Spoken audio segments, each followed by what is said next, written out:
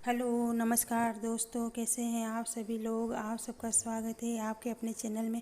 और आज मैं सावन सोमवार के एक बहुत ही सुंदर कथा सुनाने वाली हूँ। कथा शुरू करने से पहले प्लीज़ मेरी वीडियो को लाइक करें, शेयर करें और सब्सक्राइब कर दें। अमरपुर नगर में एक धनी व्यापारी रहता था। दूर दूर तक उसका व्यापार फैला हुआ था। नगर में उस व्यापारी के सभी लोग मान सम्मान करते थे। इतना सब कुछ होने पर भी वो व्यापारी अंतर मन से बहुत दुखी था, क्योंकि उस व्यापारी का कोई पुत्र नहीं था। दिन रात उसे एक ही चिंता रहती थी कि उसकी मृत्यु के बाद इतने बड़े व्यापार और धन संपत्ति को कौन संभालेगा।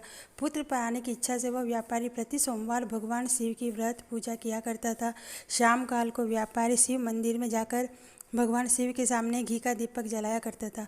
उस व्यापार की भक्ति देखकर एक दिन पार्वती ने भगवान शिव से कहा, हे प्राणनाथ, यह व्यापारी आपका सच्चा भक्त है।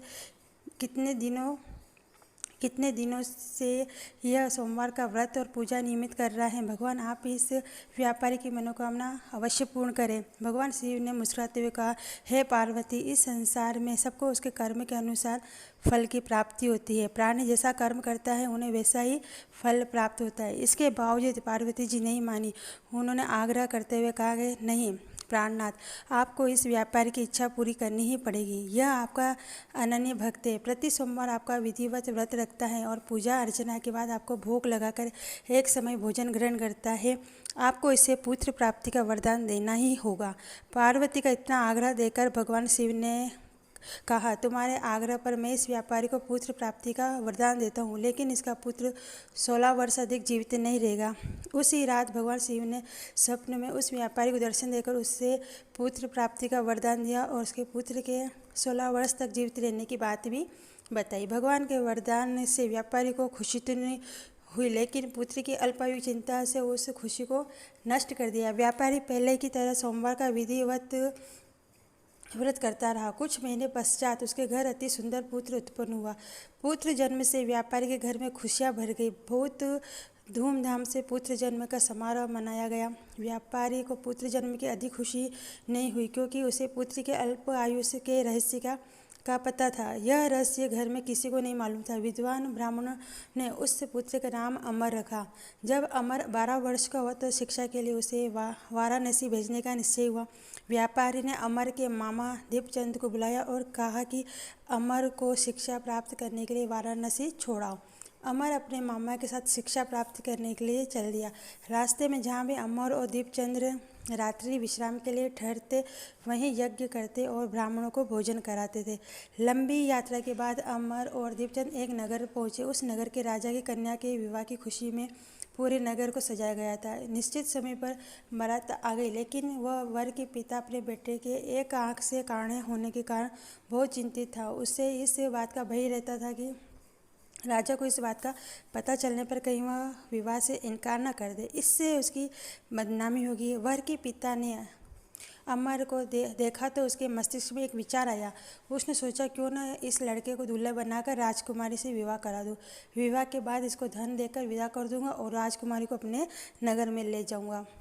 वर के पिता ने इस संबंध में अमर और दीपचंद से बात की। दीपचंद ने धन मिलने के लालच में वर के पिता की बात स्वीकार कर ली। अमर को दूल्हे के वस्त्र पहनाकर राजकुमारी चंद्रिका से विवाह करा दिया। राजा ने बहुत सा धन देकर राजकुमारी को विदा किया।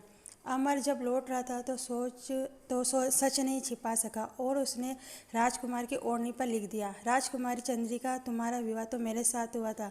मैं तो वाराणसी में शिक्षा प्राप्त करने जा रहा हूँ। अब तुम्हें जिस नवयुवक की पत्नी बनना पड़ा वह काणा है। जब राजकुमारी ने अपनी ओढ़नी पर लिखा हुआ पढ़ा तो उसने काणे लड़के के साथ जाने से इनकार कर दिया। राजा ने सब बातें जानकर राजकुमारी को महल में रख लिया। उधर अमर अपने मामा दीपचंद के साथ वाराणसी पहुंच गया। अमर ने गुरुकुल में पढ़ना शुरू कर दिया। जब अमर की आयु 16 वर्ष से पूरी हुई तो उसने एक यज्ञ किया। यज्ञ की समाप्ति पर ब्राह्मणों को भोजन कराया और खूब अन्न वस्त्र दान किए। रात को अमर ने शयन कक्ष में सो गया। शिव के वरदान के अनुसार शयन अवस्था में ही अमर के प्राण पखेरु उड़ गए। सूर्योदय पर मामा अमर को मृत देखकर रोने पिटने लगा। आसपास के लोग भी एकत्र होकर दुख प्रकट करने लगे। मामा के रोने विलाप करने के स्वर समीप से गुजरते हुए भगवान शिव और माता पार्वती ने भी सुने।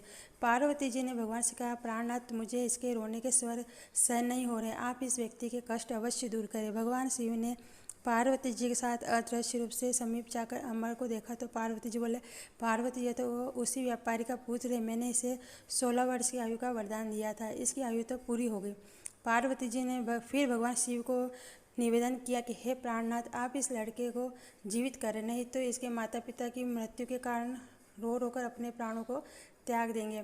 इस लड़के का पिता तो आप का परम भक्त है, वर्षों से सोमवार का व्रत करते हुए आपको भोग लगा रहे हैं। पार्वती जी के आग्रह करने पर भगवान शिव ने उस लड़के को जीवित होने का वरदान दिया और कुछ ही पल में वह जीवित होकर उठ बैठा।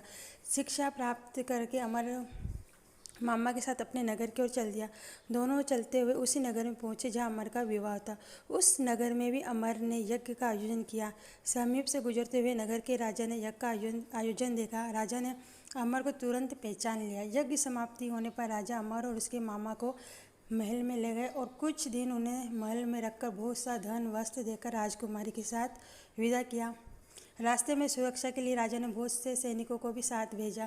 दीपचंद ने नगर में पहुंचते ही एक दूत को घर भेजकर अपने आगमन की सूचना भेजी। अपने बेटे अमर के जीवित वापस लौटने की सूचना से व्यापारी बहुत प्रसन्न हुआ। व्यापारी ने अपनी पत्नी के साथ स्वयं को एक कमरे में बंद कर रखा था। भूखे प्यासे रहकर व्यापारी और उसकी पत्नी बेटे की प्रतीक्षा कर रहे थे। उन्होंने प्रतिज्ञा कर रखी थी, यदि उन्हें अपने बेटे की मृत्यु का समाचार मिला तो दोनों अपने प्राण त्याग देंगे। व्यापारी अपनी पत्नी और मित्रों के साथ नगर के द्वार पर पहुंचा। अपने बेटे के विवाह का समाचार सुनकर पुत्र वधू राजकुमारी चंद्रिका को देखकर उसकी खुशी का ठिकाना नहीं रहा। उसी रात भगवान शिव ने व्यापारी के स्वप्न में आकर कहा, हे श्रेष्ठ, मैंने तेरे सोमवार के व्रत करने और व्रत कथा सुनने से प्रसन्न होकर तेरे पुत्र को लंबी आयु प्रदान की। है व्यापारी बहुत प्रसन्न हुआ। सोमवार का व्रत करने से व्यापारी के घर में खुशियां लौट आई। शास्त्रों में लिखा है कि जो स्त्री पुरुष सोमवार का विधिवत करने और व्रत करते और व्रत कथा सुनते हैं, उनकी सभी इच्छाएं पूरी होती है।